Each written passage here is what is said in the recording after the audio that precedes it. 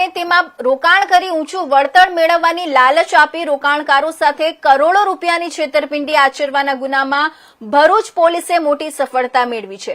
પોલીસે આ રેકેટના મુખ્ય સૂત્રધાર વૈભવી શેરે અને જૈમિની ડાંગરેની ધરપકડ કરી કાયદેસરની કાર્યવાહી હાથ ધરી છે। જ્યારે આ ગુનામાં સંડોવાયેલો અન્ય એક આરોપી સૌરભ શેરે હાલ પોલીસ પકડથી દૂર હોય તેને વોન્ટેડ જાહેર કરી શોધખોળ શરૂ કરવામાં આવી છે। સૂત્રો અને પેપર અહેવાલોમાંથી મળતી વિગતો અનુસાર આરોપીઓએ સુઆયોજિત કાવતરું ઘડીને ભરૂચના સ્થાનિક વેપારીઓ અને રોકાણકારોને ટાર્ગેટ કર્યા હતા।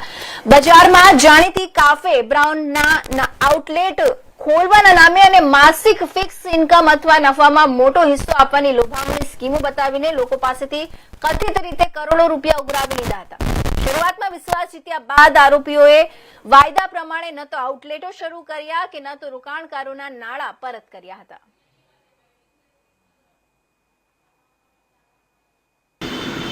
हाँ, भरूच शहर ए डिविजन पोलीस स्टेशन खाते एक छेतरपिंडीनो गुनो दाखल करवामां आवेलो छे।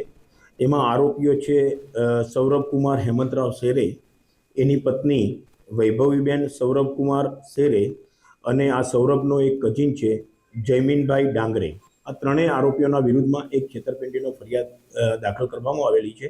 एमां आ जे त्रणेय आरोपीओ छे એ એવી એક જાહેરાત કરતા કે પોતાની પાસે એક કંપની છે સ્પાઇસ બિયર્સની અને એ કંપનીના નામ હેઠળ એક ક્રાફ્ટ કુલચાની એક ફ્રેન્ચાઇઝી આપવા માગે છે જુદા જુદા વિસ્તારમાં। તો જે કોઈ એ ફ્રેન્ચાઇઝી જોઈતી હોય તો એનો સંપર્ક કરવો।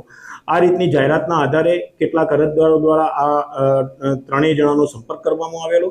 એ પૈકી આ ફરિયાદી છે આશીષભાઈ નેલ્સન કુમાર ક્રિશ્ચન, એમણે પણ આ ક્રાફ્ટ કુલચાની ફ્રેન્ચાઇઝી લેવા માટે આ ત્રણેય જણાનો સંપર્ક કરતા એમની ફ્રેન્ચાઇઝી લેવા માટે ડિપોઝિટ પેટે તમારે પૈસા જમા કરાવવા પડશે એમ કરીને ટુકડે ટુકડે એમની પાસેથી 26 લાખ રૂપિયા જેટલી માતબર રકમ જમા કરાવડાવેલી।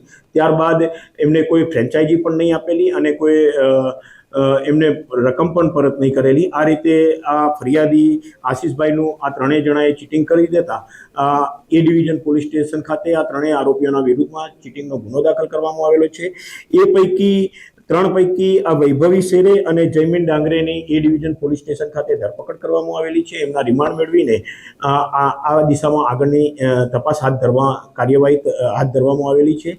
આ ઉપરાંત આ ત્રણેય આરોપીઓના વિરુદ્ધમાં 2 દિવસ અગાઉ એક હાર્દિક રોહિત નામના ફરિયાદીએ પણ ફરિયાદ આપેલી છે અને આ જ રીતે હાર્દિક રોહિત નામના ઈસમ પાસે પણ આ ત્રણેય જણાએ 8,51,000 રૂપિયા જેટલી છેતરપિંડી કરેલી હતી।